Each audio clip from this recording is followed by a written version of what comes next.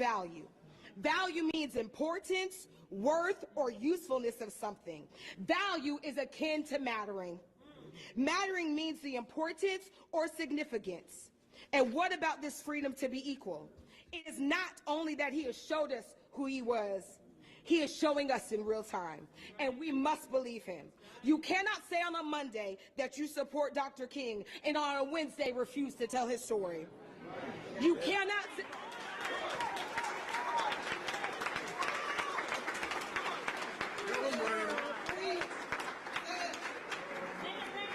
You cannot say you are here to serve all the children of Florida, especially our children, but only when it serves your political ambitions. You're going to hear about what we need to do, and you're going to hear about how we're going to hold these people accountable for their audacious assault on black folks and the hypocrisy with our children. But this is what I want to tell you. They want us to be tired. They want us to get weary. But I'm holding on to the promise. I'm holding on to the promise. Let us not grow weary in well-doing, for we shall reap a harvest if we faint not.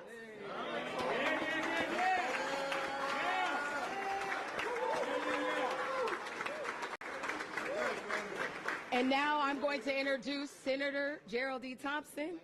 My God, I'm just glad I had to go after her, honey.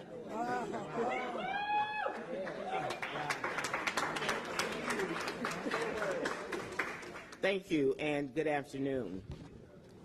The late black author James Baldwin said, "I can't hear what you say because I see what you do." And what we hear in Florida is that African American history is required instruction in our schools. That's what we hear. Yeah. What we see is that for almost 30 years, that law has been on the books and it has not been enforced. That's what we see. Break it down, Geraldine. Now, we are here today to serve notice that it's time out for hypocrisy. It's time out for hypocrisy. What time is it? Time out! Time out for hypocrisy. 30 years, and there has been no consequence whatsoever for instructors who are not teaching African American history. If we say that the speed limit is 70 and someone goes 80, the highway patrol is there with some consequences. But there have been no consequences for not teaching African American history. What time is it? Time out. It's time out for hypocrisy. Now, the courses that were to be taught on African American history were intended to explore how individual freedoms have been infringed by slavery, racial oppression, segregation, racial discrimination, and laws that resulted in racial oppression, racial segregation, and racial discrimination, and to highlight those individuals who work to overturn unjust laws. But we're told by Ron DeSantis that this kind of history has no educational value. It's time out for hypocrisy. Time out for hypocrisy. In the state of Florida, there are 67 school districts, 67 counties. Only 12 of them have been deemed to be doing an exemplary job in teaching African American history.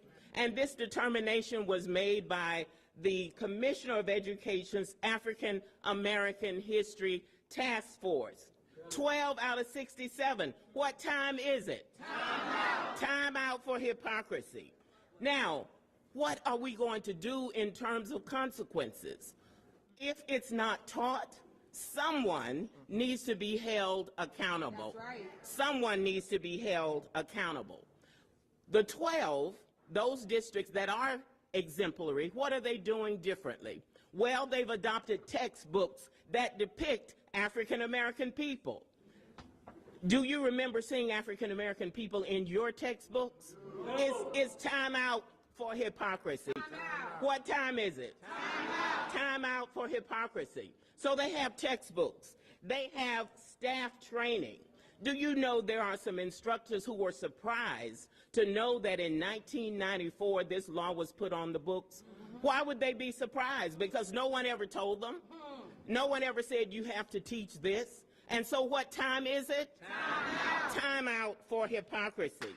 They have developed a curriculum. That's what the 12 have done, their own curriculum. They didn't wait for the College Board to do it. They developed their own curriculum. And their school boards adopted instruction in African American history as a priority. That is what African American history ought to be in all 67 counties. They've developed curriculum guides in the 12 counties that are teaching it. And they are teaching it across 180 days. That's the length of the school year. They're not just doing it in February as an afterthought, as an aside, as an addendum. They are teaching it 180 days a year. And so we're here today to say we understand what you say, but we can't hear what you say because we see what you do. So we want to say today that it's time out for hypocrisy, and it's time to make this law real. It's time for consequences when it is not taught. So we're serving notice today by our presence that we want the African American History Task Force in the state of Florida appropriately funded. What time is it? Time out for hypocrisy. We want to make sure that laws that apply to public schools apply to all schools.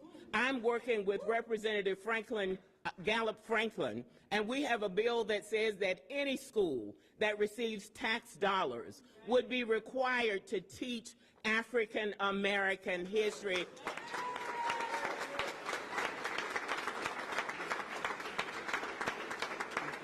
And what time is it?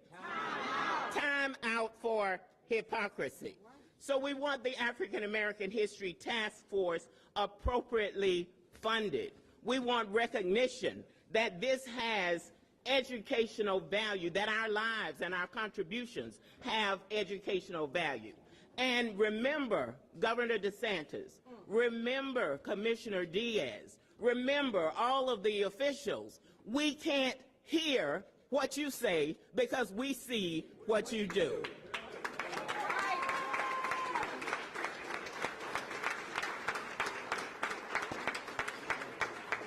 And I'd now like to introduce the chair of the Florida Black Legislative Caucus, Representative Diane Hart.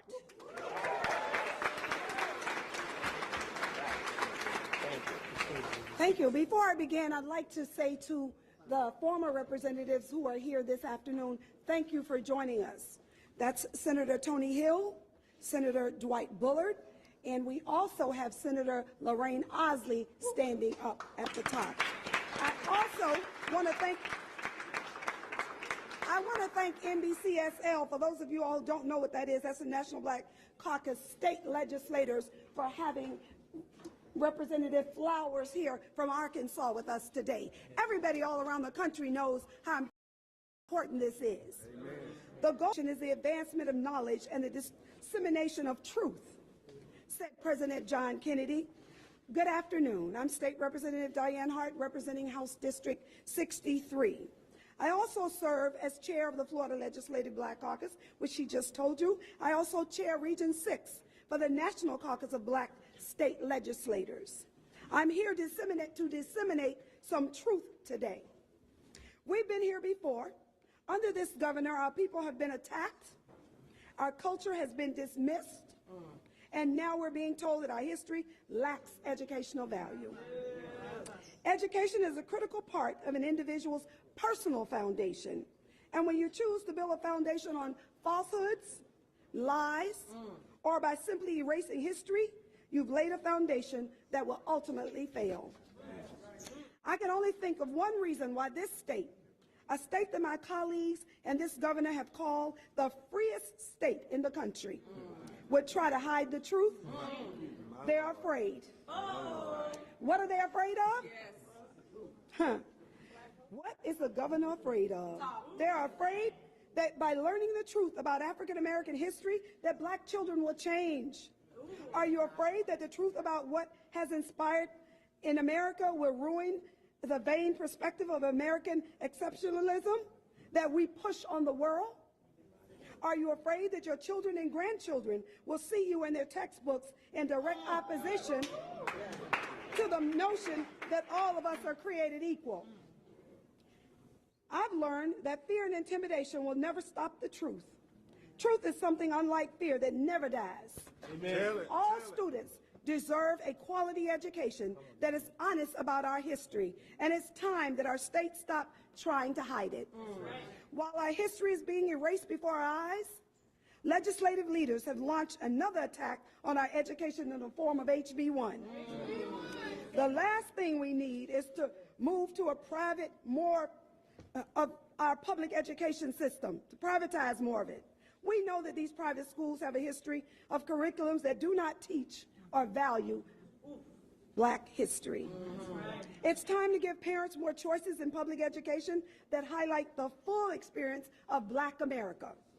However, while we continue to push the state to fulfill this obligation, I'm calling on organizations such as the NAACP, the National Council of Negro Women, clergy leaders, National Panhellenic Councils, and others to join us in taking to educating our own children. Amen. For the constituents who've called my office asking what can they do, call and email the governor, the Speaker of the House, and your Senate President, and tell them to keep AP, African American History, as an option in Florida schools. No longer will we wait for the governor or even the Department of Education to see its value. We know for ourselves the importance of black people and the rich history that we as a community have contributed to the story of America. Amen. And by all of us coming together, our children will know it too. Because at the end of the day, this is about our children. That's right. So now I bring to the podium Senator Jones, a gentleman who really needs no introduction, a man who cares for the least of them. So I thank you so much.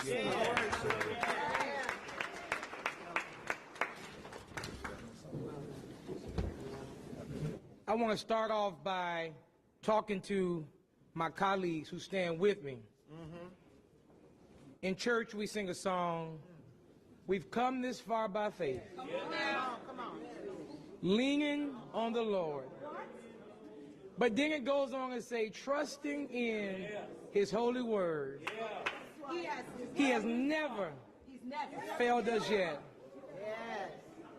To my colleagues, I tell you that the moment that we are in right now, I repeat what Representative Ranger said.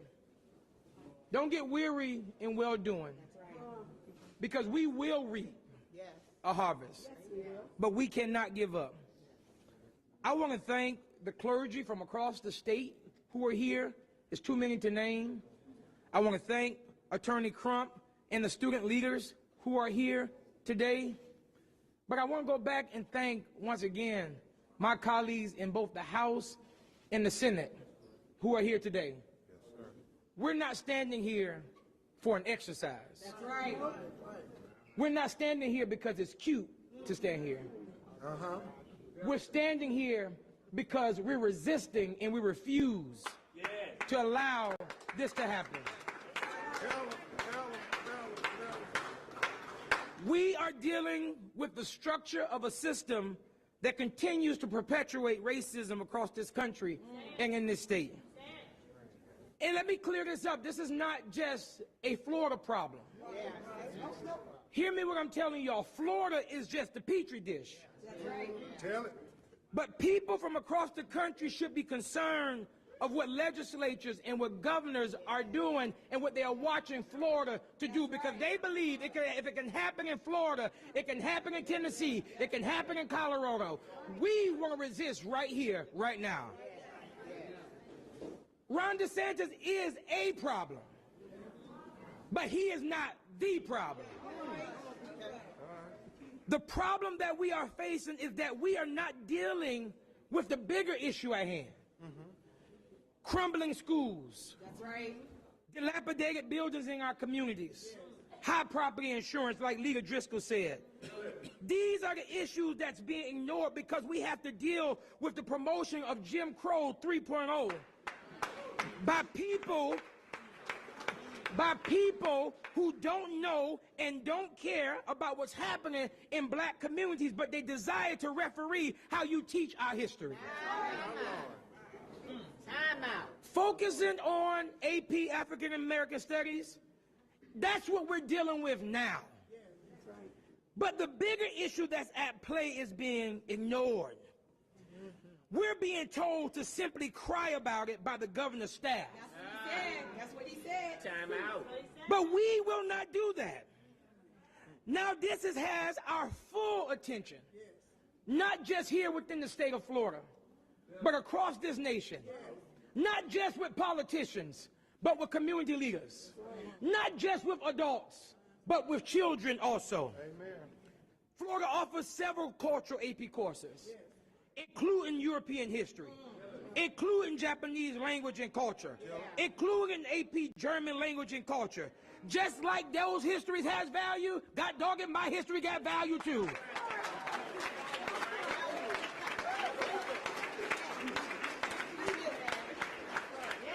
Young people young people have to be exposed to the world's rich diversity to grow into informed global citizens who practice empathy, who can explore their curiosities and have the foundation to be able to collaborate for the greater good of all of us. The fight is not just about this AP course. The fight is against the strong uprising of racism from people who are seeing the shifting of America. That's right. That's right. While the full and accurate historical record might make some uncomfortable, That's right. good. Good that you're uncomfortable. Good. That is the point of why we have to teach accurate history. Because when you don't teach history, we're bound to repeat it. And as human beings, we should be repulsed by the inhumane treatment of historically excluded groups in the United States, especially the group that represents 22% of this state, black people in the state of Florida.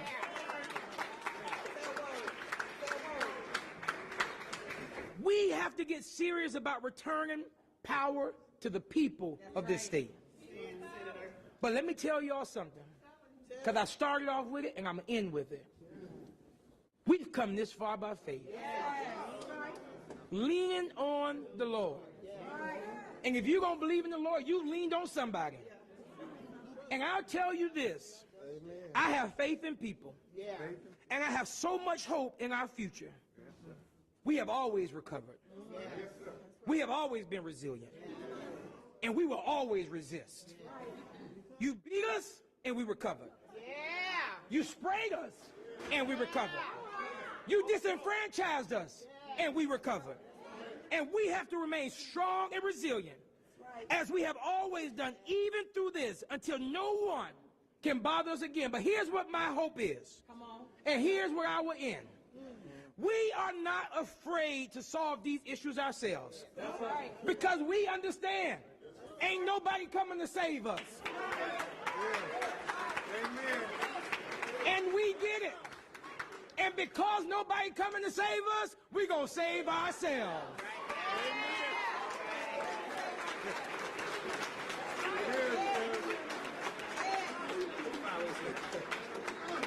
At this time, I would like to introduce no stranger to this house, no stranger to this state, the treasurer of the American Federation of Teachers, all of our good friend, Mr. Fed Ingram. All right.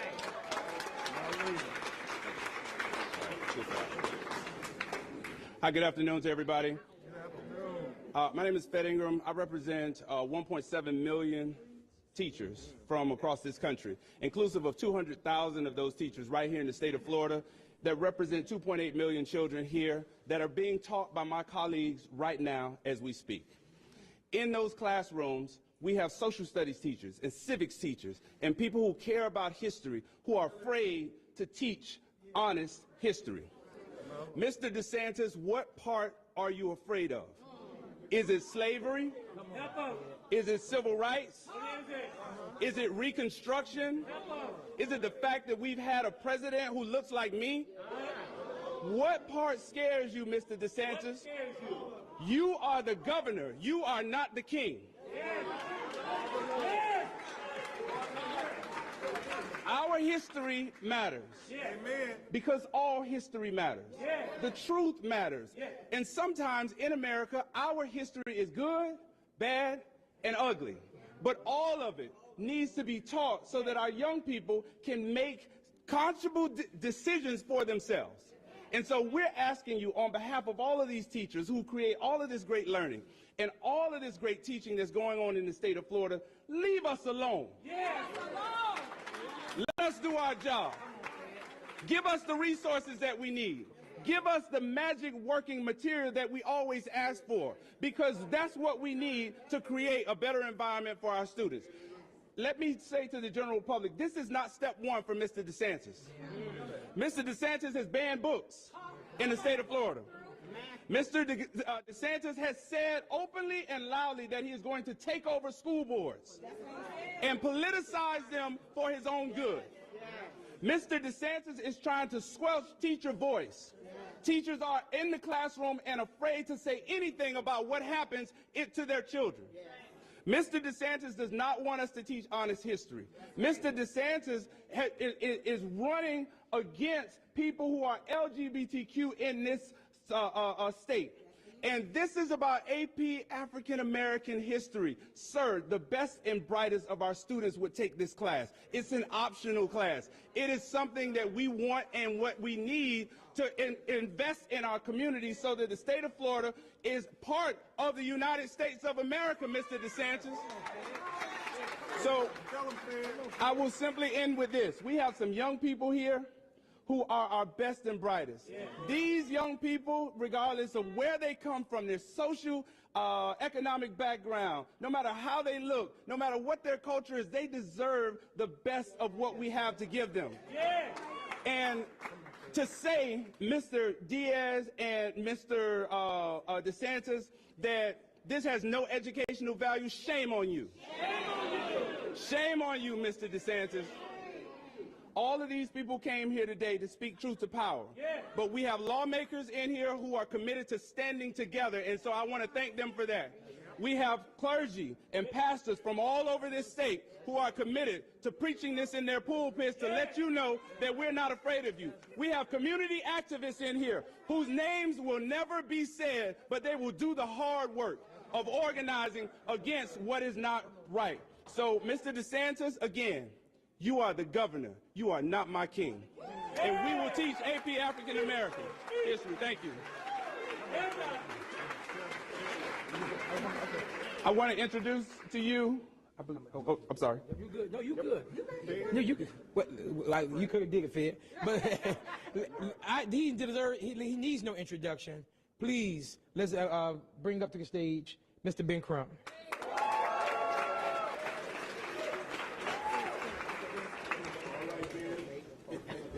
Thank you all for being here, especially to the leaders, the clergy, and to all of the activists in the community who said, hell no. Hell no. We have to remember that it's so important, this cause, this fight, so much is at stake. I'm Attorney Ben Crump, along with Attorney Craig Wisenhunt and with Attorney Precious Chavez and the NAACP, as well as the Lawyers Committee for Civil Rights. We're here to give notice to Governor DeSantis that if he does not negotiate with the College Board to allow AP African American Studies to be taught in the classrooms across the state of Florida, that these three young people will be the lead plaintiffs in a historic lawsuit. And you all need to remember their names because it's their courageous tenacity and their intellect that reminds me, Reverend Holmes, many of the examples that were shown to the world by a young John Lewis, a young Julian Bond, a young Fannie Lou Hamer. You will remember the names of Elijah Edwards, of Victoria Heckman, of Victoria McQueen, and Juliet Heckman. Now, this is what it's about. It is about them. This is what the fight is for. Never, ever forget that. And the fact that they're coming forward in this consequential moment in history can never be taken lightly.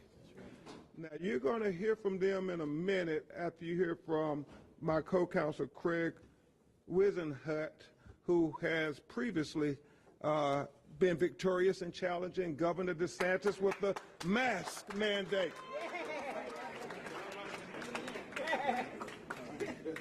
But I think, Senator Osgood, I do think it's important, though, that we remember what Carter G. Woodson, known as the father of black history, said. He said, if a race has no history, if a race has no worthwhile traditions that are respected and taught to the youth, it becomes a negligible factor in the thought of the world. And it stands in danger, Senator Jones, of being exterminated. And so the question really is this, brothers and sisters. Are we going to let Governor DeSantis or anybody exterminate black history from the classrooms in Florida? Senator Hill, will we let Governor DeSantis or anybody exterminate black history in the classrooms across America? No. Yeah, what this really is about is saying you cannot exterminate us, you cannot exterminate our culture, and you can never exterminate the value of our children to this world.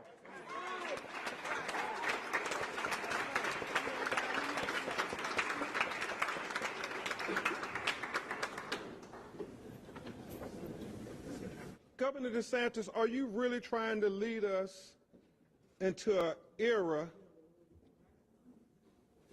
akin to communism that provides censorship of free thoughts? Or are we going to make sure that Governor DeSantis understands that we will stand on the American principles of the free exchange of ideas, whether those are ideals and culture of European history, whether those are ideals and culture of German history, whether those are ideals and culture of Japanese history, whether those are ideals and culture of Brazilian, Canadian, everybody who is here in America. You have a right to have your culture, your history respected and taught to the children of America.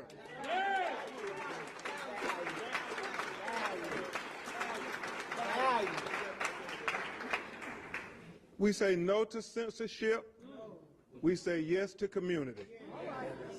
No to censorship. Yes to community. No to censorship. Yes to community. No to censorship. Yes to community. Because as Dr. King taught us, we're all part of the beloved community. And my final thoughts are simply this. As the court wrote in November,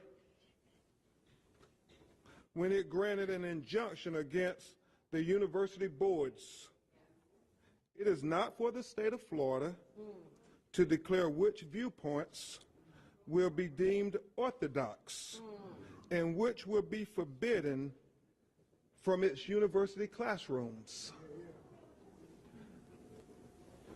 If Judge Walker holding is to be respected, we must apply the same reasoning to the advanced placement African American studies to be taught in Florida classrooms.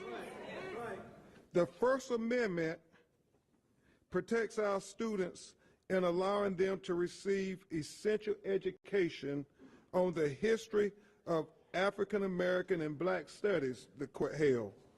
The high school teachers are protected against being censored, ensuring an accurate retelling of our shared history in Florida, in America. And what is that shared history, brothers and sisters? It is that Black history is American history. Black history is American history. Black history is American history. Black history is American history. Black history is American history. And so I will tell you this. Governor DeSantis is going to get a lesson of his own today from these young, brilliant students. Because as the Bible has taught us, God ordains strength out of the mouths of babes.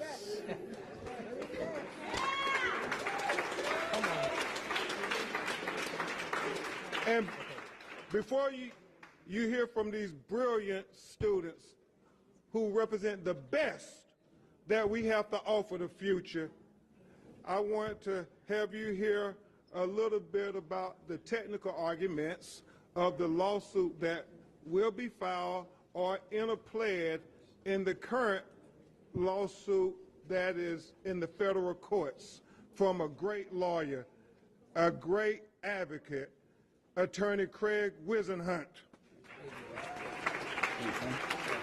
All right. All right. So good afternoon. Good afternoon.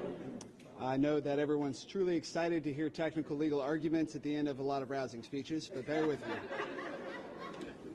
I want to start by pointing out that one of the reasons this lawsuit is so important is because if we do not learn from our history, we are doomed to repeat it. And we have been here before, and Ron DeSantis clearly did not learn from history. Back in 2010, a Republican-led government in Arizona tried this very same thing regarding Mexican-American studies. And it took years, nearly 7, before a federal court shut that down. Because the government doesn't get to entangle itself in the education of students when it comes to a point of view. There are equal protections under the law. And this effort by the governor disproportionately affects only some. Yep. Right? There are protections to content-oriented speech. And this only intends to limit some content. Right? The content that applies to African American studies and African American students' histories, our Black communities. It doesn't speak to the traditions of white America, only that which Governor DeSantis seems to take exception to, which seems to be time and time again the minorities in the state of Florida. My mother was an elementary school librarian. I grew up around public schools and the idea of making sure information was available to everyone. And I had a chance on my drive up here for 4.5 hours through the rain to speak with her. She had lots of thoughts and probably could put a lot of them more eloquently than I can. But at one point we got to the topic of, well, is Governor DeSantis racist? Yes. I said, you know what? I don't know, because that's between Governor DeSantis and God. That's right. But I know that what he is doing has racist consequence. Come on now. And that is between the governor and the law. Yeah. All right? He is terrified of this concept of being awake, because he is living in a dreamland where he is king and only his views matter. Well, this lawsuit, if it comes down to it, if we have to exercise our remedies through the courts, has been litigated in the past successfully against the government on the governor's own arguments. Once again, and this is going to be again inside of a few weeks, we will find ourselves in the position of a federal court telling the world that Ron DeSantis is violating the federal Constitution and the Florida State Constitution again.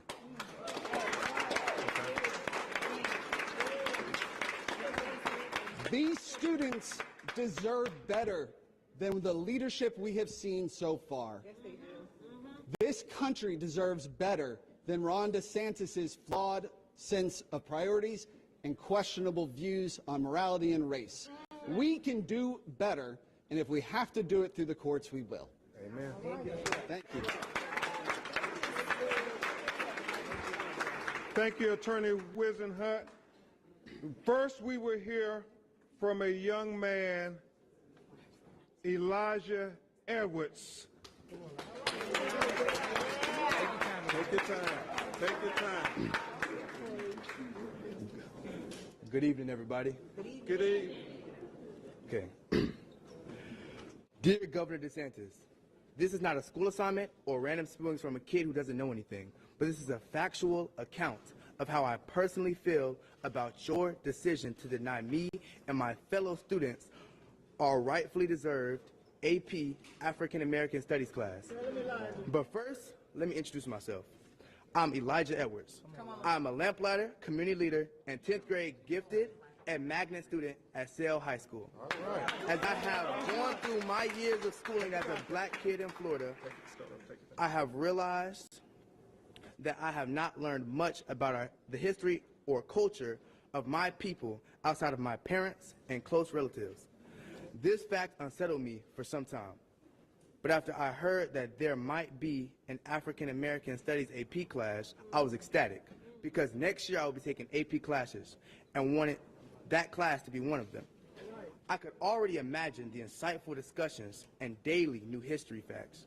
But instead of approving the class and giving me and my fellow students around Florida a glimmer of hope to learn about the roots of our lineage, Governor DeSantis decided to deny the potentially life-changing class and effectively censor the freedom of our education and shield us from the truths of our ancestors.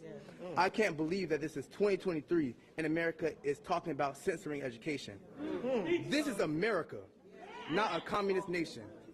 I thought here in this country we believed in the free exchange of ideas, not the suppression of it.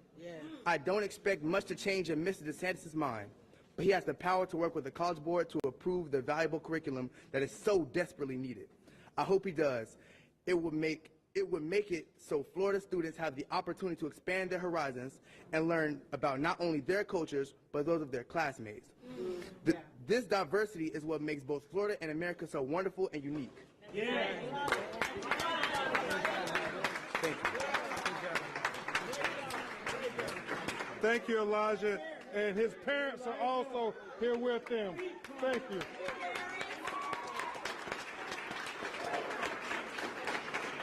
Next, we will hear from Ms. Juliet Heckman.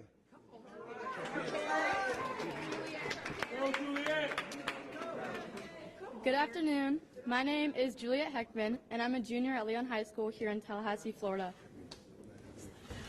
Over the past 2.5 years, I've had the privilege of taking 4 AP courses, 3 of which have been history related. These classes have further advanced my knowledge of the world around me, as each class offers thorough evidence, viewpoints, and reasoning based on its designated topic. When I heard the news that there was an AP course in the works that was designated specifically to African American studies, I was grateful. Grateful in the sense that this side of history, one which is notoriously ignored and disregarded, would finally be given the proper and sufficient representation that it deserves.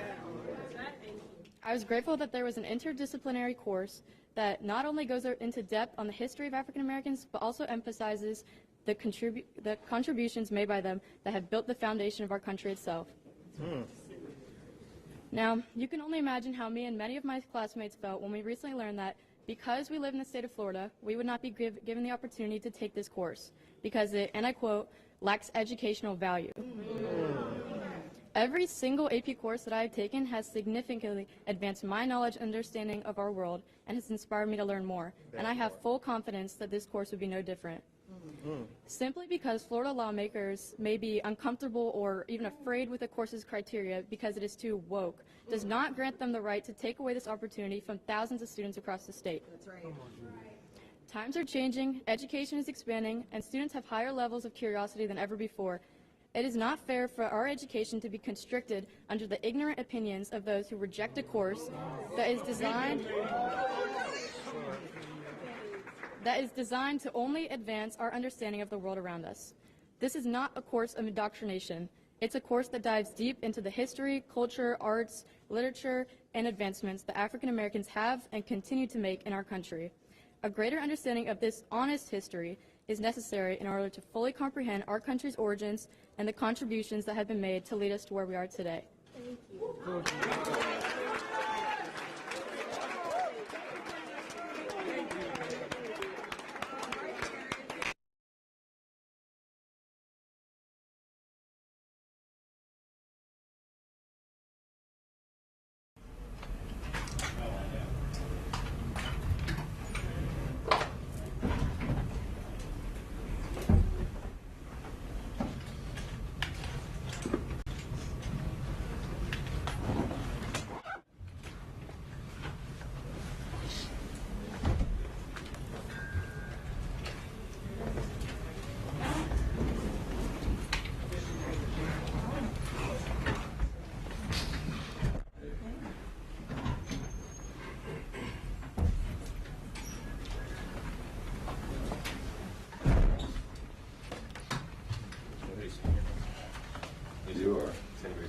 You are. I saw the thing. I wasn't sure. I saw you moving. I was like, oh, maybe nobody's saying. Yeah, I know it's yours. I wasn't. I was. I got here really early, so like, you know. How are you? Spreading out. Good to see you. Good to be with you. No. I just move over. One more thing after this, knock on wood. What's that? At 2 o'clock in there. Oh yeah. Gonna have to write a script and Oh, okay. And an early start, so. that's the easy part with this part. That's the only thing. Yeah, that sounds boring.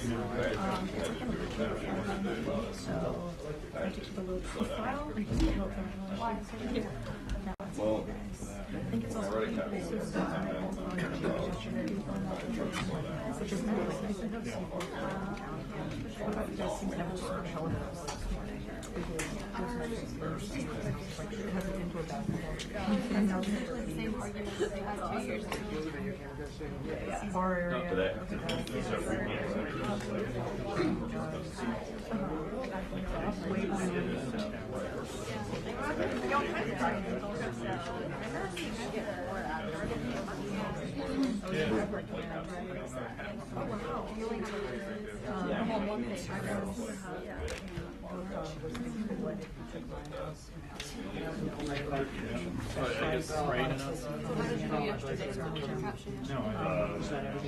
Where did we meet yesterday? Yeah, that's right. Like 14 things yesterday. Yeah. Oh, the lunch. Second something that said, I just explained that they've already hit the ceiling and what that means. Had the state treasurer had to take extraordinary measures to No, I just saw that. I was I don't know what it is. Oh, yeah. Yeah. Don't ask me what those measures are. I think you're safe quoting. Yeah.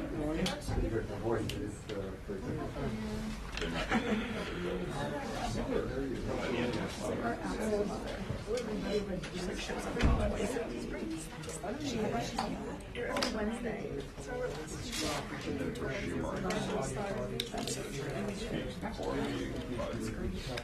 Oh, that's a good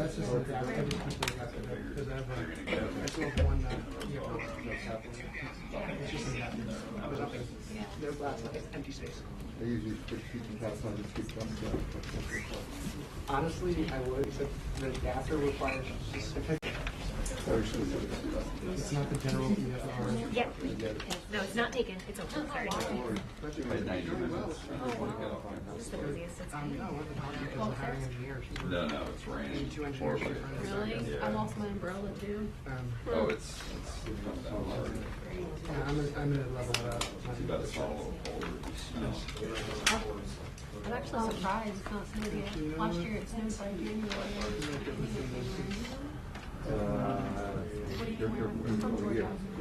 Yeah.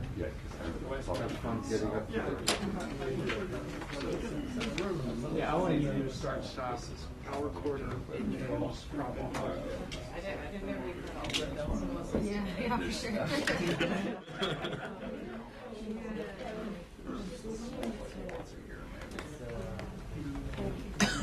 Last year, I thought it was a little bit more last year.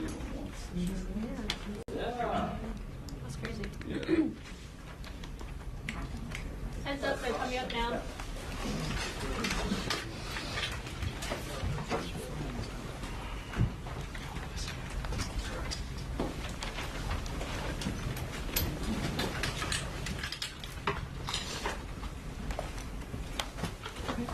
Thank you.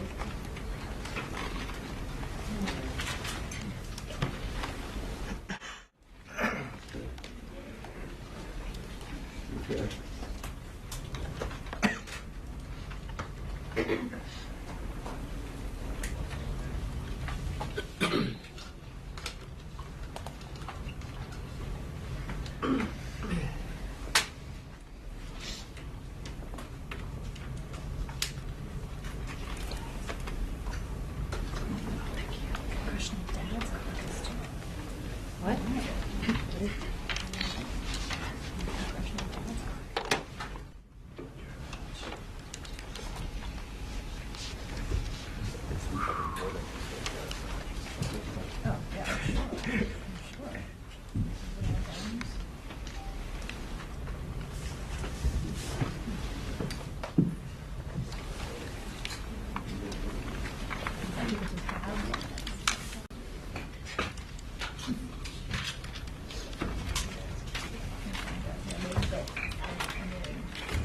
It seems like there's enough people, yeah, for sure.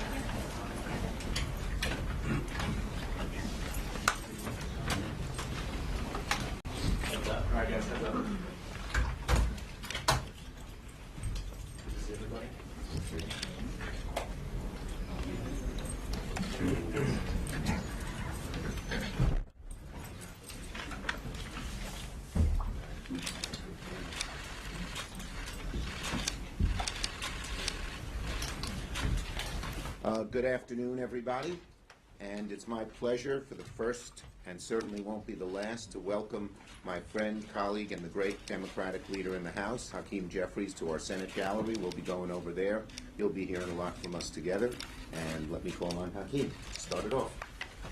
Well, good afternoon, everyone. It's an honor and a privilege to be here with Leader Chuck Schumer, who's done an extraordinary job over the last several years ushering into law an incredible agenda on behalf of the American people to make life better for everyday Americans, which is what drives House Democrats, Senate Democrats, certainly President Biden. And we're thankful for President Biden's leadership. And as House Democrats, we're thankful for the tremendous leadership of Chuck Schumer. The Republicans continue to double and triple down on their extreme agenda. We know they're extreme as it relates to reproductive freedom. We believe in a woman's freedom to make her own reproductive health care decisions. Republicans want to impose a nationwide ban. We believe in Social Security and Medicare. Extreme MAGA Republicans want to destroy Social Security and Medicare. We believe in democracy. Many extreme MAGA Republicans apparently don't believe in democracy anymore. They have an extreme agenda. It continues.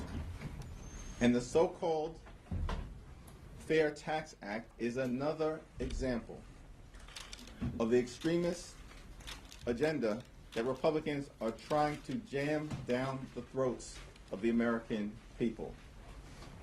The so-called Fair Tax Act is unfair, unconscionable, and un-American. It will impose a tax hike that is dramatic on 90% of the American people, working families, middle-class folks, seniors, and those who aspire to be part of the middle class, the poor, the sick, and the afflicted.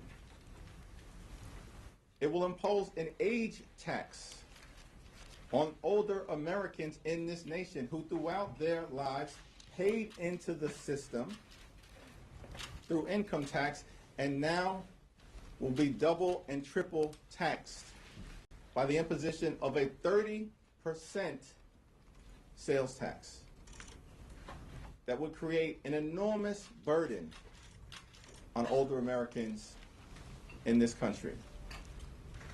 Third, this unfair tax act would detonate Social Security by eliminating its source of funding. This legislation is extreme, and it is functionally the GOP tax scam part 2. We will expose it, and under the tremendous leadership of Senate Democrats, Leader Schumer, in partnership with House Democrats, do everything we can to stop it. Thank you, Hakeem. And I want to thank again Hakeem for being here. So this plan is dangerous. It's a disaster. It would impact just about every single American family for the worse.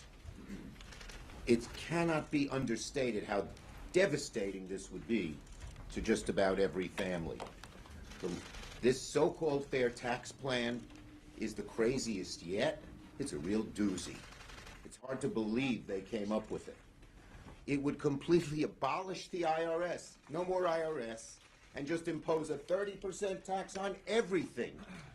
So here, Americans are worried about inflation, and the Republican Party, many of them, are saying, we want to increase your price, what you pay, by another 30%. It'd be the largest tax increase for working Americans ever, ever. So the party, this MAGA Republican Party, has no concern for working people. Every single day, they're simply trying to have a new plan to cut more taxes on the wealthy and impose it on average working Americans. Steve Forbes, hardly a liberal, you know what he said? It would raise the cost of a house, of buying a house, by $125,000.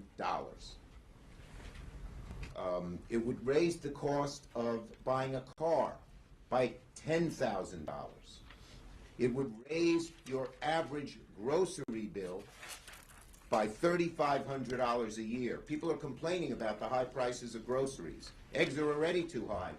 They'd add another $1.50 for each dozen of eggs. Milk is high, another $1.70 more. Again, $3,500 on groceries. But it would also mean thousands in more that you'd have to pay in insurance premiums, in your out-of-pocket health care costs, and seniors who have saved and saved and saved for their retirements. First, we don't know if there'd be any more Social Security, but those who even have Social Security, it would mean they'd have 30% less buying power. Right away, a third lower. Almost every American family would be devastated. So let me just say this. As long as I am majority leader, this devastating, unfair, nasty, and almost crazy plan is not going to pass. Not going to happen in the Senate. Absolutely. But it shows you how extreme these MAGA Republicans are. I have rarely seen such an extreme proposal in all my years in government. They're so out of touch with reality. Do they know what average people go through? Do they know that the wealthy are the only people who during COVID were doing even better? They want to help them some more. And it would just, every American would have a tough, tough time making ends meet under this. I believe it could cause the next Great Depression if we were to impose it. Thank God there are firewalls in Leader Jeffries and the Democrats in the House. Thank God we have a Democratic majority in the Senate. So the craziness that they're going to try to do, believe me, these MAGA Republicans are intent on doing this, will not happen. Questions on this subject first. Leader Schumer, the Congressional Budget Office put out a report saying that the Social Security program would be insolvent by 2033. What are Democrats doing to make sure that program remains solvent? Look, we have always defended Social Security.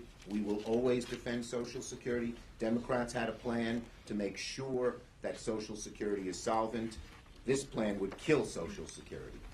Yes. Leader Schumer and Mayor Jeffries as well, if you could chime in on this. Basil Gentleman next start. We've already spoken to even some Republicans in the Senate who have stated they also would not side with this plan, like Senator Josh Hawley, for example. The fact that you already have so many Republicans, including House Leader Kevin McCarthy, saying no on this, why do you think some Republicans thought it was a good idea to go ahead with this? Well, everyone thought that Leader McCarthy would never go along with the MAGA Republicans as he ran for Speaker. And now he is still committed to them to put this bill before committee. I don't underestimate the power over McCarthy of these extreme MAGA Republicans. We have to fight this plan now before it gains any more of a head of steam. Too many Republicans support it. You know, this so-called tax plan, which would devastate working families and cut taxes for the wealthiest 1% in America, is so extreme, so out of touch, so unconscionable that you wonder, like, who's sitting in some dungeon, some laboratory, some basement, cooking up these extreme ideas to try to jam them down the throats of the American people? But that's what's happening. And it's part of the House Republican agenda, which is why we're speaking out against it, making it clear that the stakes are high to the American people. And we're going to work to fight to defeat it, expose it, and make it clear that it's part of an overall extreme agenda to undermine working families and the middle class in America in order to elevate the wealthy, the well-off, and the well-connected as part of some scheme desire to subsidize further the lifestyles of the rich and shameless. Thank you. You know, if someone told you that this was a real plan, you'd say, no, it never would be. But the right-wing MAGA Republicans are that far out that they actually believe in this. It's wild. It's unbelievable. As I said, it's just the biggest Lollapalooza I have ever seen around here. Yeah. Senator Schumer. This young lady. Lisa. Lisa. Thank you. It's on a different topic, though. Let's stay on this topic for one or two more. Did you have one on this topic? Senator Schumer, Mr. Jeffries, why is it important to highlight this when it would certainly die in the Senate, and I'm sure even a lot of Republicans would object it? Why is it important to highlight this now when it has little chance? It's very important, first, to make sure this plan dies. As I said, the right-wing MAGA Republicans have a lot of power, certainly in the House. We saw that in the last week. But second, We have to show the American people who's on your side and who isn't. You get a lot of rhetoric about protecting working people from the other side. They're not protecting working people. They're harming working people in a way we've never seen before. I think that's exactly right. And the extreme MAGA Republicans are trying to pull the wool over the eyes of the American people, which is why we need to expose them and their extreme plan. The fact that they're suggesting that this would cause increased fairness tells you everything you need to know in terms of why Leader Schumer, we're thankful for him and his Senate Democrats, and our efforts in the House need to expose the extremism. Public sentiment is everything. With it, nothing can fail. Without it, nothing can succeed. That's Abraham Lincoln. And so in this public sentiment discussion and debate, we're making sure the American people clearly understand why this so-called tax fairness plan will be a disaster for them. I mean, again, I think it's very important for the American people to see how extreme the Republican Party has become. We'd like to have a nice mainstream Republican Party. We wouldn't agree with them, but we could actually get things done. I don't think a mainstream Republican Party would flirt with the devastation of a debt ceiling that is not, of defaulting on the debt. I think it's important to show how extreme these people are, how far out they are. Yes. Since you brought up debt ceiling, okay, we'll move to other subjects. You have said that you want to see the Republican plan, whatever Yes.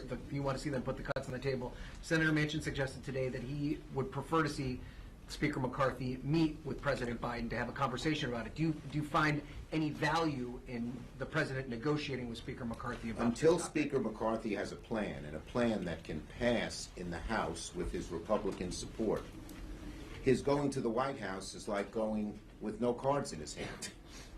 The bottom line is, the first step, since McCarthy and many Republicans are playing brinksmanship, holding hostages, instead of doing what we've done 4 times with debt ceiling, 3 times under Trump, twice with Republican House, Senate, and President, instead playing that dangerous game of brinksmanship, it's incumbent on them to show, okay, what's your plan?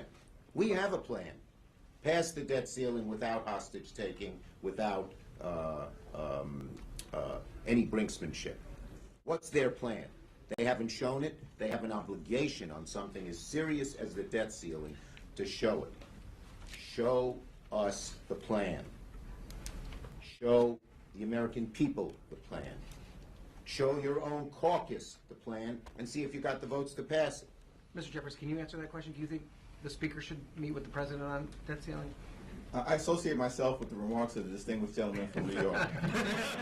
Chuck Schumer. There's a difference between negotiation and blackmail.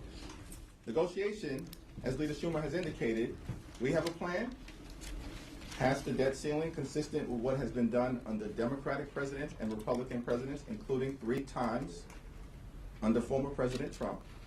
And then we can have a negotiation, a discussion about the future of spending moving forward through the normal process, right? That's negotiation. But what they're essentially saying on the other side of the aisle is we will detonate Social Security, detonate Medicare, detonate veterans benefits, or possibly even risk a catastrophic default for the first time in American history that will send us spiraling toward a deep recession, if not a depression, unless you cave into our extreme MAGA Republican demands. That ain't negotiation. That's blackmail. Thank you. Leader Jeffries, but care to weigh in? This is a House question. What are your plans for the 2 Intelligence Committee seats that Speaker McCarthy has projected your selections for? Well, will you fill those, or where are you my communication with Speaker McCarthy on this issue is in the public domain, and my letter speaks for itself. But in terms of the Intel Committee, we're in the process of formulating our entire slate, and I expect that will happen sooner rather than later. Last question. Leader Schumer, have you spoken with Speaker McCarthy on any negotiations that relates to deficit, debt, the debt limit, and if not, do you plan to? Yes, I do plan to speak with Speaker McCarthy. Obviously, as Democratic leader of the Senate, and he's the Republican leader of the House, we have to try to get together and see what we can do in a bipartisan way.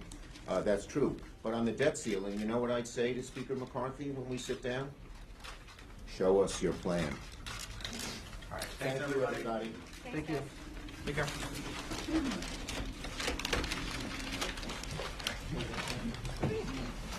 What you doing? Oh, right. That was a good question. I remember when you oh, no, I didn't. I don't really. That was actually a good question. I was thinking, like, hey, you welcome, right? You want this? You next Mayor and gentlemen. All have is that hard. Oh no.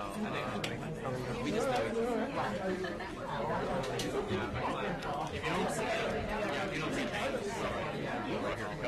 No, I'm not talking about the exact same thing. I was had my hand up thank you. This national tax, sales tax thing. Yes. Oh, I'm sorry. Is somebody, do you want me to move it? Yeah. Good.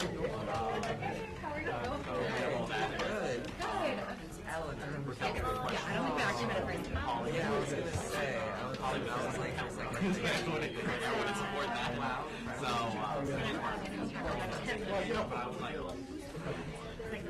seems to be a lot of those.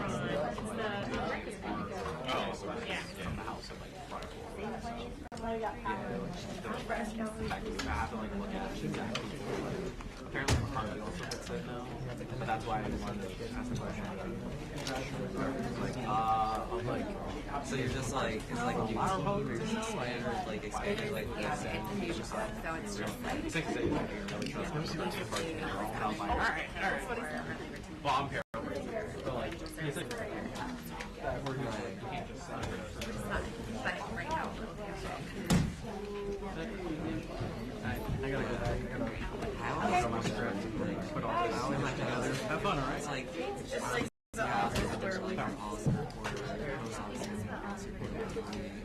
I always wonder why.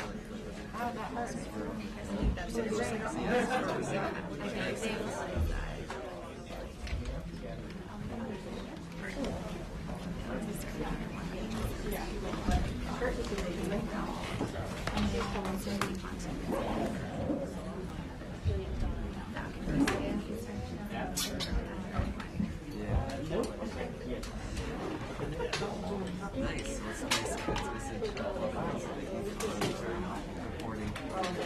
Not yet. We are kind of late up here.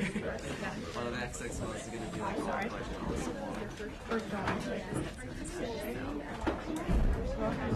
So what? Oh yeah, there's going to be a lot of it's like a leaky faucet. Yeah, you're good there. Good straight.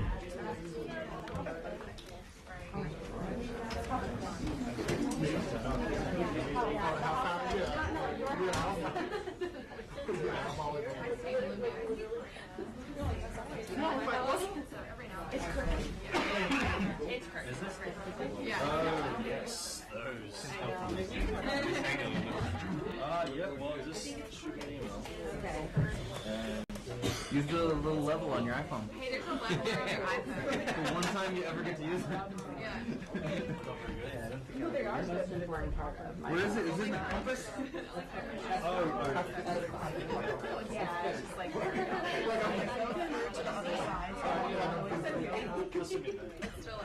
I just think it's there's a leveler on your iPhone. Got it. I'm like doing like something. You were in shifts. Okay.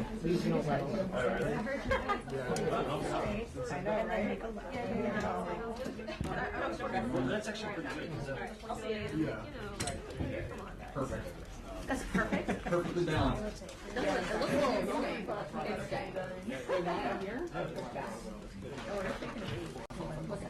Okay, then make one. I think it's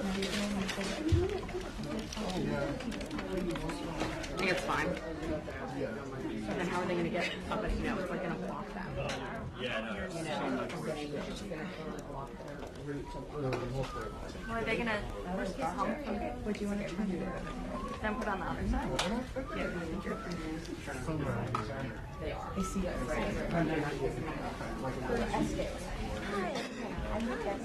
So I know Kelly and I know you. Oh my gosh, you look really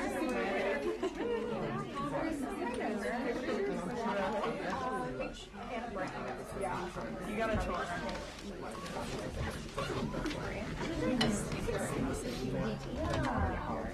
There you are. No, I got my 32.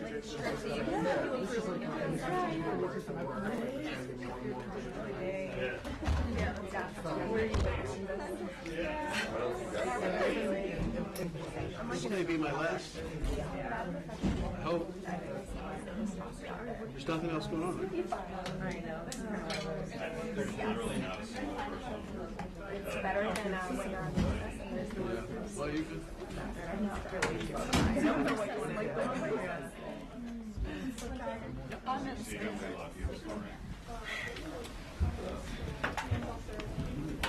Did you get your phone? When'd you get it?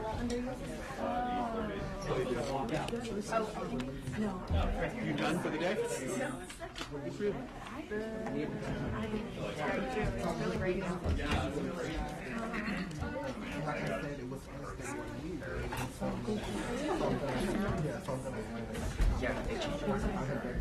Or even like an opinion, or like a. Wow.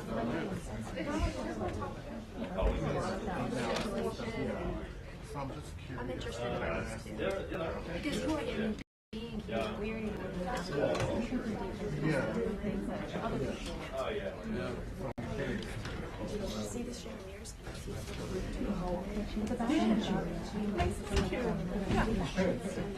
Yes, yes. I know the squad. You used to be Allie, right? Or Allie's Allie. What's that? It's here till 8:30. Okay. Yeah. Yeah, he worked at News Nation, but I know him. Yeah.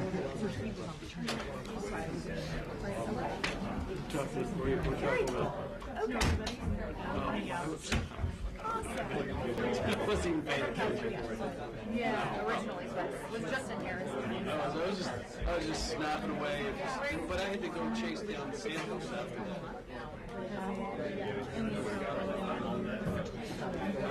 I don't know. I know I got him leaving last night, so. I know. Like I think we should be good on him now.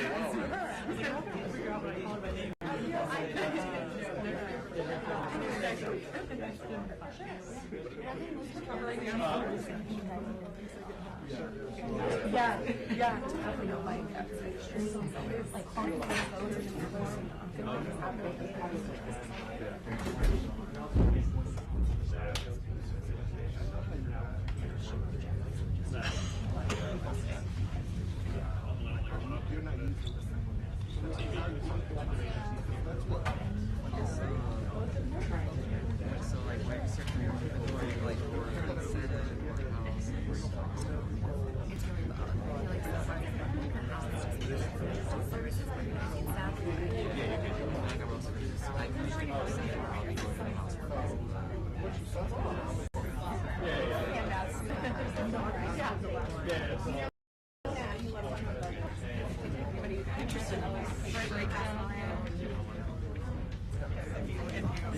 souvenir. I've got a few of these if anyone wants to take one back around. Something Senator Paul might talk about.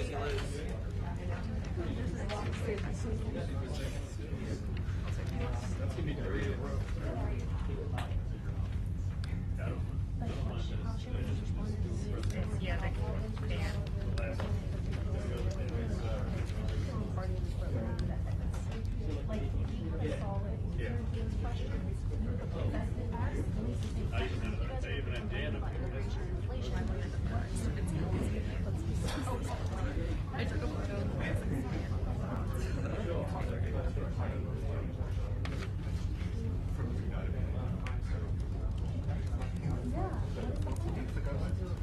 Just look around.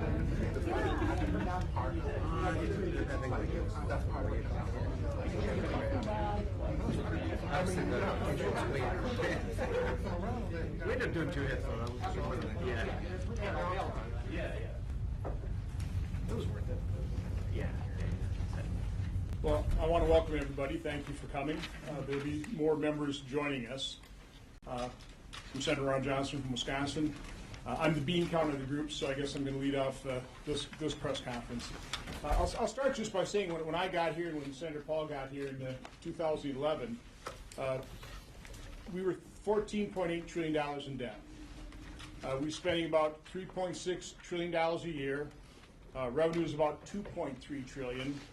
That obviously shows a $1.3 trillion deficit. Right now, today, currently, we're about $31.5 trillion in debt. We've doubled that over the course. Now, I don't think we're to blame, but it happened while we were here, and we didn't like it at all. The day after the November election, I wrote a column, the Wall Street Journal published it, and what it was is just trying to lay out, if we got the majority here, how we could return function and fiscal sanity to Congress. Now, obviously, we didn't get the majority, so we're not in charge of this, but the House does have a Republican majority, and I was very pleased to see in the whole speaker battle there, and I know it looked a little messy, but I think they accomplished some very good things, because I think hopefully what they did get Speaker McCarthy to agree to is restoring function. And what do I mean by that? We're talking about passing a budget, hopefully one that is as conservative as possible, close to balance as possible. If we can't balance it, well, we're going to have to increase the debt ceiling. But if we do that, we need to use the debt ceiling for the way it was intended to be used. You attach to it fiscal controls. I laid out 4 possibilities. These are just suggestions. Preventing Government Shutdown Act, the REINS Act, the Flow, Faith, and Credit Act, and one that's near and dear to my heart, one of the first pieces of legislation I introduced, reducing the size of the federal government through Attrition Act. You don't have to fire anybody, just quit hiring them. Okay? But anyway, that kind of like that, and then also just talk about, but then bring up, use that budget process to bring up individual appropriation bills. Now, why is that important? First of all, you understand the dysfunction of passing these massive omnibus spending bills 2, 3, 4 months into a fiscal year, thousands of pages, nobody reads them, and it just gets passed. Individual appropriation bills, they'll still be massive, but we'll be able to focus on the particular department. We'll be able to do greater oversight. Because part of the problem we have is we just never look at the numbers. And I've got the chart over here.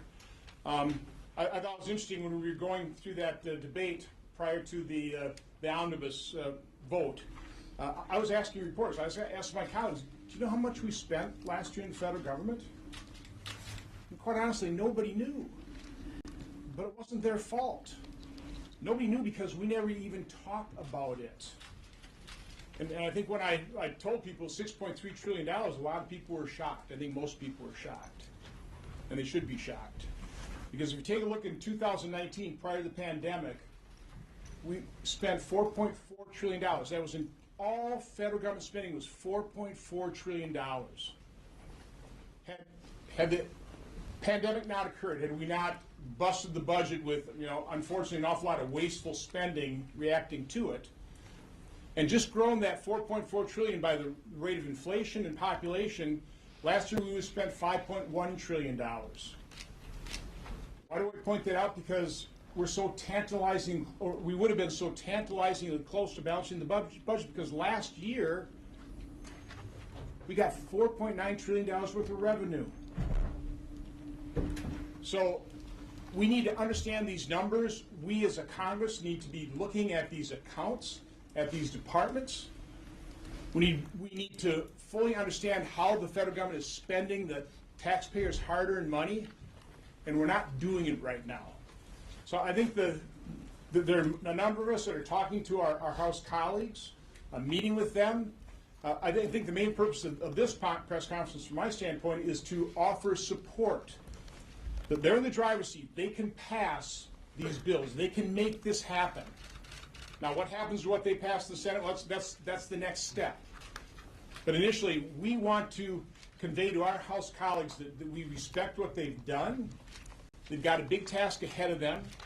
We want to do everything we can to support their efforts, but also encourage them, because the crucial aspect to what they need to do is they have to pass these things with Republican votes.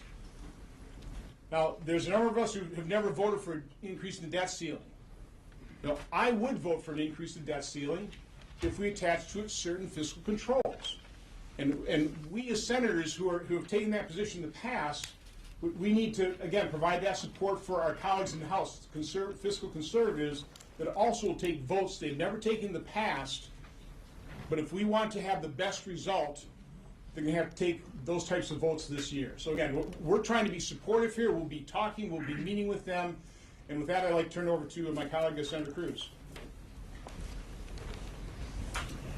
Over the past 2 decades, Congress has been bankrupting our nation. Go back to the year 2000. Our national debt was $5 trillion.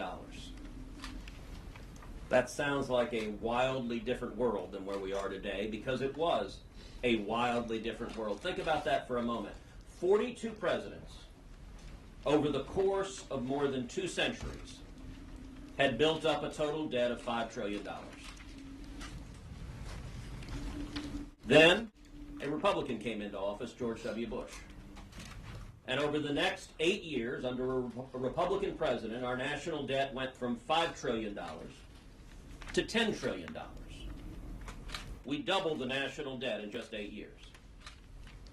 Then a Democrat came into office, Barack Obama. And over the next 8 years, the national debt doubled yet again, going from $10 trillion to $20 trillion. Now pause and reflect on that. 42 presidents over 2 centuries built $5 trillion in debt. 2 presidents, 1 Republican and 1 Democrat, over just 16 years, quadrupled our national debt.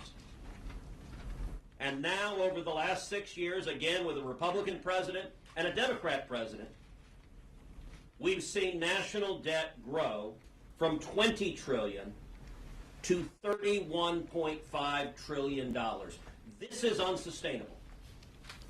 The American people at home, if you're fed up with inflation, if you're fed up with the cost of food skyrocketing, with the cost of electricity, of rent, of lumber, of mortgages, of gasoline, of cars, of everything you buy, it's because politicians in Washington cannot stop spending money that we don't have.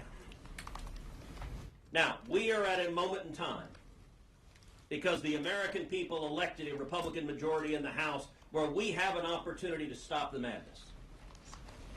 And I believe it is incumbent on that Republican majority and on Republicans in the Senate to use every lever point we have to stop the out-of-control spending that is driving inflation, that is punishing hardworking Americans across this country.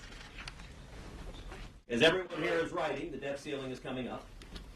And the debt ceiling historically has proven the most effective lever point to force meaningful concessions. Now let me dispense with a canard. Nobody standing here wants to default on the debt. Let me be absolutely clear and unequivocal. The United States of America should never, ever, ever default on its debt. And whether or not the debt ceiling is raised immediately, the United States will not default on its debt. Why? Because revenue that comes in each month exceeds the interest payments that are owed. There is more than sufficient revenue coming in to ensure we never default on the debt. And every one of us supports legislation I call the Default Prevention Act, to put that in statute, to make clear the chances of a default are 0.00%. The reason the Default Prevention Act hasn't been passed is the Democrats block it. There is one principal person in this town that is talking about a default in the debt, and that is Joe Biden. Joe Biden wants to threaten a default in the debt. He wants to scare the markets. And frankly, he's counting on y'all. He's counting on the press corps just to repeat his talking points. He's counting on the press corps just to say, those crazy Republicans want to default on the debt. That is false. And if you write that in your stories, you are simply repeating partisan talking points from the White House. Historically, the debt ceiling has proven incredibly effective. In 2011, by standing strong on the debt ceiling, the Republican majority in the House forced passage of the Budget Control Act, the most significant constraint in federal spending in modern times. When I arrived here in 2013, Republican leadership was crowing about the great fiscal responsibility they saw because of the Budget Control Act. And then they turned around and abandoned it a couple years later. You go back before that, Graham-Rudman, the most significant structural restraint on spending, passed because Congress held up the debt ceiling and used its leverage to force those reforms. And so I'm going to urge the members of the press, as this fight plays out, report it accurately. The rules of the Republican conference provide not that we will never raise the debt ceiling. It is not my position that we will never raise the debt ceiling. Rather, what the rules say is we will use the debt ceiling as leverage to force real and meaningful structural reforms to fix the underlying problem. It doesn't have to be a total solution for everything, but it has to be real and meaningful progress. And I will point out those rules that were written in the rules, I wrote them alongside the other senators who are standing up here today. That is the official position of the Republican conference. So we're going to see lots of fireworks, we're going to see lots of drama, we're going to see lots of Democrats. By the way, Joe Biden's position is facially unreasonable and ridiculous. Here's Joe Biden's position. I refuse to negotiate anything. That's what he's telling you. I don't care that there's a Republican majority. I don't care that we're bankrupting the country. I don't care that there's inflation ravaging this country. I, Joe Biden, will negotiate nothing. To hell with you. Let's default. That's Joe Biden's position. And on its face, it is objectively unreasonable. The reason he can take that objectively unreasonable position is because he believes the press will protect him. He believes that in your coverage, you won't talk about how it's objectively unreasonable for the president to say, I don't care what the Congress says. My answer is hell no. He's counting on you for that. That's unreasonable. It's irresponsible. And we're here to encourage the members of the House and the members of the Senate to hold the line and get serious about fixing this problem. President Biden says he won't negotiate over raising the debt ceiling. I have news for him. He absolutely will negotiate. Conservatives will not vote to raise the debt ceiling. The majority in the House, the Republican majority in the House, will not vote to raise the debt ceiling without significant budget reform.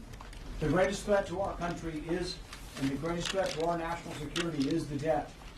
One of the great things about where we are now, though, is it really doesn't take as much as you would think to actually balance the budget.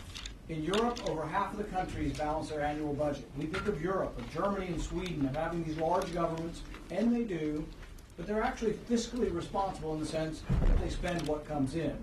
We could do it in our country. If we were to have a $100 billion cut, which would still have us spending way more than we spent before COVID, a $100 billion cut in free spending, we would balance our budget in just 4 years. This is amazing. We have an opportunity here. It could be done, but it would take compromise between both parties.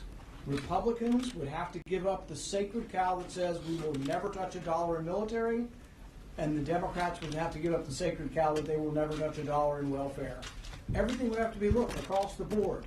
No one has a sacred area that would be immune, and when you make the cuts across the board, they aren't as big as you'd actually think they would be.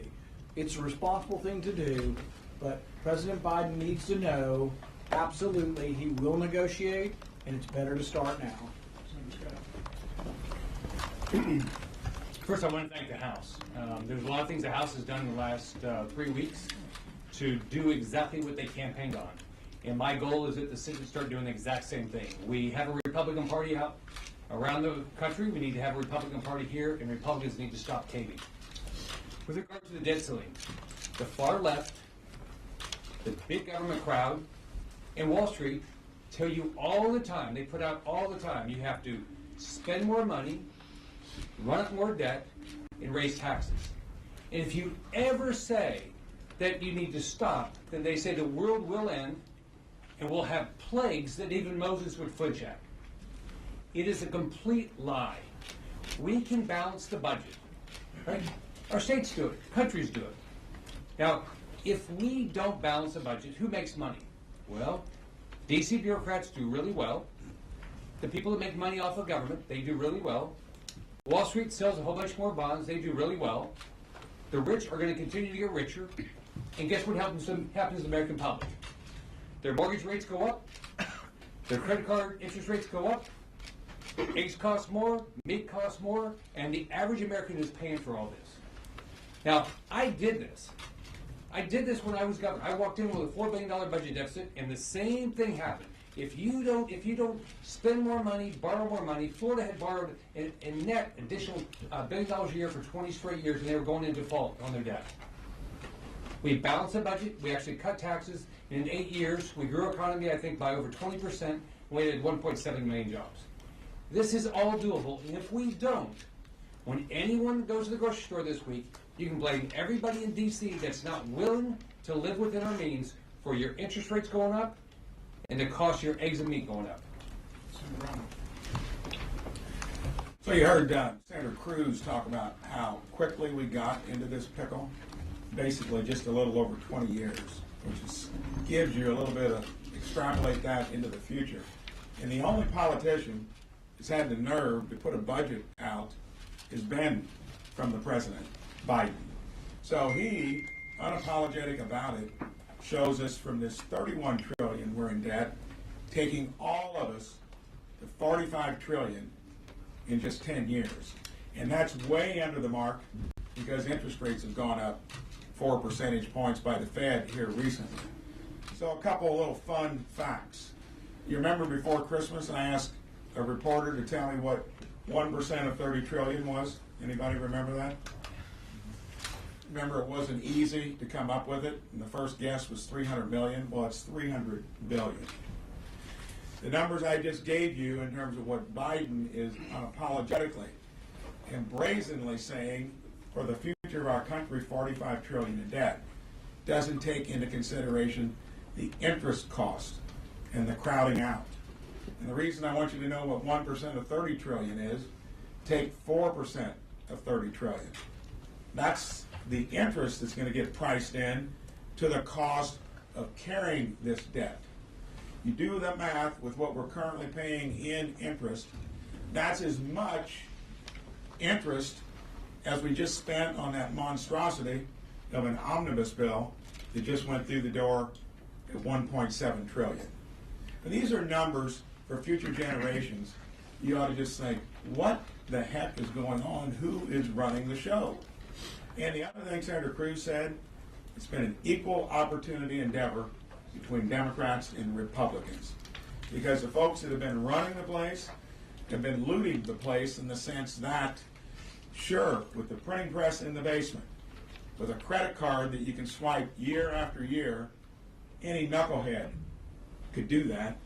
And really, knuckleheads have been getting us into the place we are now. And remember the numbers. The numbers always rule in the long run. The heavy weight of that burden will be unescapable and it will be painful if you don't do what Senator Paul talked about. Exercise a little political discipline and will. Quit trying to please everyone, and that means defense and domestic, and maybe you'll get the ship turned in the right direction.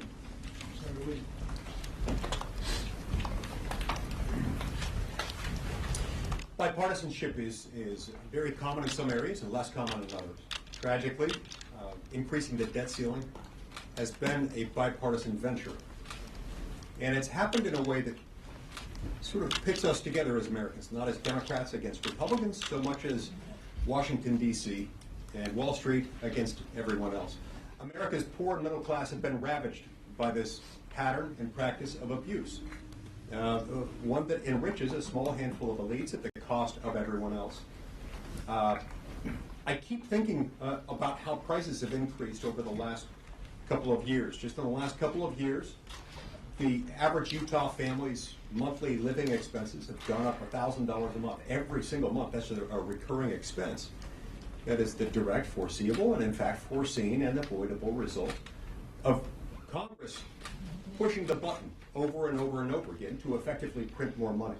You see, that's what happens when you just print more money, as you effectively do when you spend trillions of dollars a year more than you have, and you increase the debt ceiling, authorizing the issuance of new U.S. debt instrument. That creates more money moving through circulation, which means every dollar that someone has to buy bread, eggs, milk, or to pay for housing, transportation, or whatever it is, it buys less. Most people don't see their incomes rising. If they're rising at all, they don't see them rising commensurate with inflation, and not even close. And so as a result, poor middle-class Americans are being ravaged. It really is tragic that this has happened with such bipartisan cooperation, or I would say collusion. The reason is, if either party, if sufficient members of either party had at any point stepped in and said, enough, let's not do this, things might have been different. And it's a lot easier to stop additional harm from happening than to undo previous harm. So this has gone on far too long. It's disappointing to us that a lot of members of our own party have been unwilling to do the difficult things. We are hoping and expecting this time that it may be different. We understand that there are a lot of realities that we have to face, but one of those realities is this: the overall number is simply too big. We're going to devastate not only the poor and middle class of this country even further if we don't stop this, but we're also simultaneously going to impair the federal government's ability to fund everything from Social Security and Medicare to defense and everything in between if we don't change course. It's one of the reasons why, as a conference in the last year or two, the Senate Republican Conference adopted a policy statement, and that policy statement is echoed in a letter that I've authored and it's been joined so far by a couple dozen of my colleagues. We're still collecting signatures.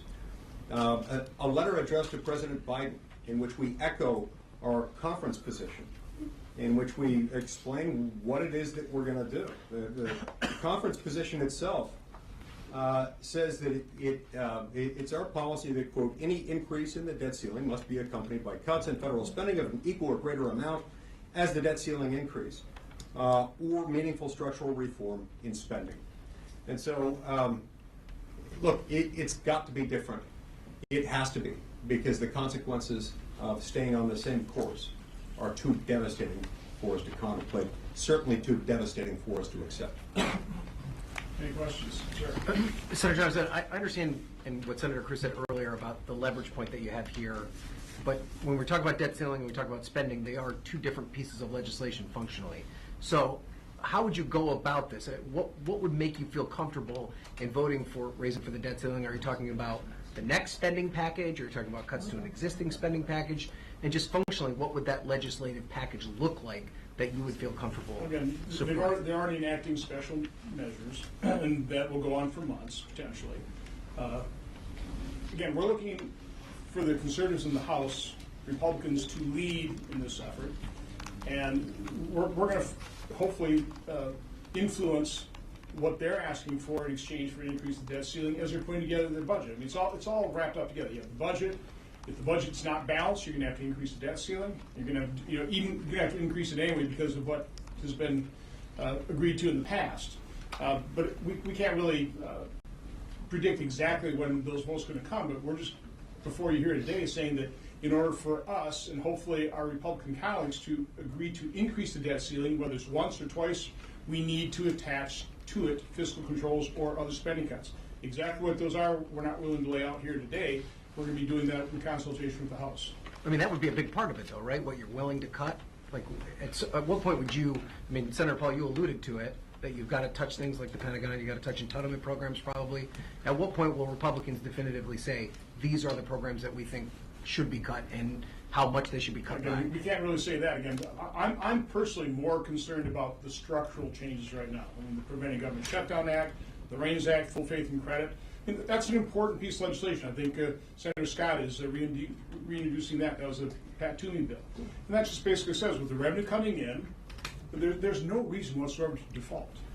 You know, Senator Cruz was correct. I mean, this is a scare tactic. We have more than enough revenue coming in to pay Social Security benefits, Medicare benefits, interest on the debt, service our debt, and a lot more spending. When we did this in 2011, they were linked in the same legislation, and you simply institute caps. So if you put caps on numbers, then it's determined by the different committees where exactly they will cut. And that takes time to get up each individual things. There's no reason why raising the debt ceiling can't have spending caps or limitations on spending in the same bill. I'm going to say one thing too on that.